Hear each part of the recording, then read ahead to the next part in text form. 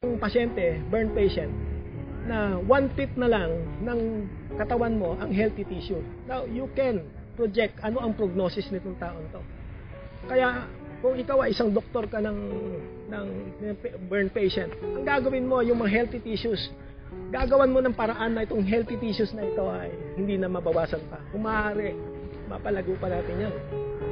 And ganon yung mga sentimento ng nasa conservation groups. This species, the Philippine crocodile, is an urgent priority for international conservation. If we don't do anything, it will be the first crocodile species that will go extinct. Because it's an endemic species, it is the sole responsibility of the Filipino people to conserve this species. If we don't do anything in the Philippines, it is gone everywhere. And what if successes in the protection of Philippine biodiversity could inspire other nations to solve their environmental crisis? I think people can actually see that if you are doing very good in a very difficult situation such as Cebu, then there is still hope for a lot of places in the Philippines or in the whole world. The rest of the world is looking at the Philippines, how you are going to solve that challenge. If we are able to solve it here, at this particular place, which is probably the highest priority in the world, we can solve it in many other places. So many countries, many international experts are very interested in seeing what's happening in the Philippines. Will the Philippines be able to solve this crisis? Then we can learn a lot. It is yet another reason to fight for the conservation of this country's rich, living heritage. Some important steps have already been taken in the right direction. In the past 20 years, badly needed new protected areas have been created. Illegal logging has slowed, and secondary forest growth has increased at some sites. Progress has also been made in turning around Filipinos' attitudes towards wild plants and animals. Many wildlife poachers and hunters have been converted into staunch conservationists. Sa mga wardens naman, yung mga nagbabantay dun sa Colasean Managed Resource Protected Area, sila yung mga dating poachers. Tumulong rin yung barangay sa pag-identify kung sino yung mga poachers, yung mga nangunguha ng mga buhay ilang dun sa kanilang lugar.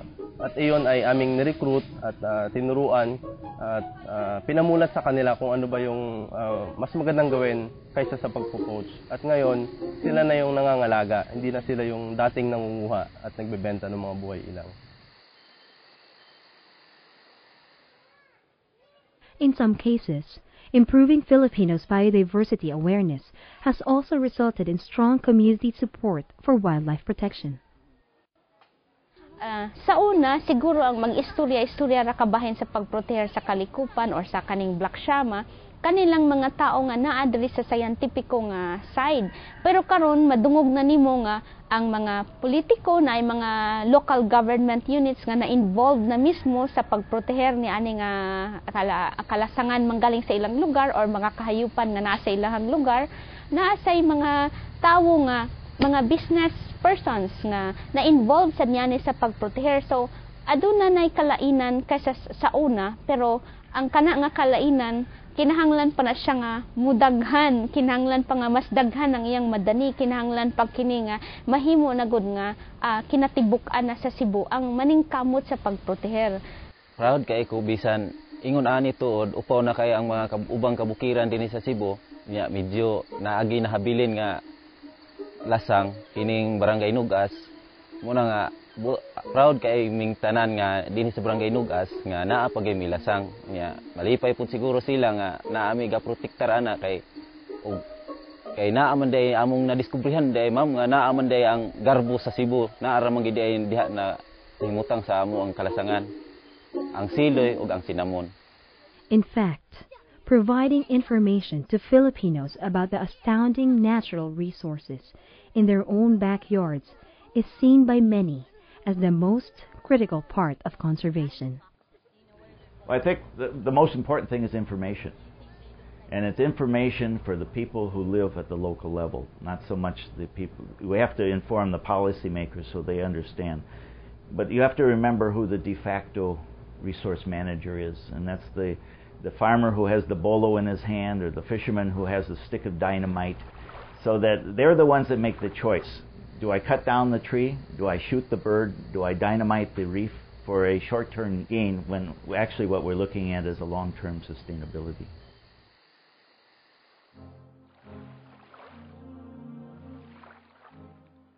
Certainly, small actions taken at the local level by rural and city Filipinos alike can have large impacts on the health of the environment. I think one of the things they can do on a local basis is develop an appreciation for life. In other words, if you're hunting, stop it. If you're throwing your garbage out in the street because somebody else can collect it, you can stop it, you can recycle it. There are lots of little programs that it may not seem like much at your level, but when you have 10,000 people doing them, it really makes a big difference. What can be your role in conservation? As a student, as a teacher, as a parent, as a farmer, fisherman, if you just keep your living requirements to a minimum, that will really help a lot. Because most of what we use every day comes from the natural resources that we have, from trees, from the ocean, from plants. So if you keep it to a minimum, in a way you are also conserving habitat for these animals. And another thing, most of us Filipinos know more about the lion, about the giraffe. We know more about what? Chimpanzees and gorillas. When we don't even know about the hornbill, the bleeding heart pigeon. We don't even know about our very own Philippine eagle, what it eats, how it lives, how it breeds. We know very little about what we have, our very own. So I would like to actually challenge students and everyone to take part. Even by knowing more about Philippine biodiversity, you will already be helping. You go out in the wild, you go out in the forest. I mean, biology, kanyang taxonomy, it's so boring pag pinag-aaral niya sa classroom. It's boring, I tell you. Pero it's something else that you go out in the field. Biology, sabi ko nga, biology is fun. My God, ginawa lang nilang boring yan sa classroom. But, you know, you go out, the battle is there. The wonders of discovery, the thrill, the joy of discovery is there in the forest. But is there still time to begin properly appreciating the Philippine environment and to take action to protect it? What are the prospects of recovery for Philippine biodiversity? Our hope is in the youth. If we can get them to really put their energies behind the conservation of the wildlife, and both flora and fauna in the Philippines, we have a chance to save what's left. Because they will act on their parents. And if they see their parents doing something they shouldn't, they'll let their parents know about it.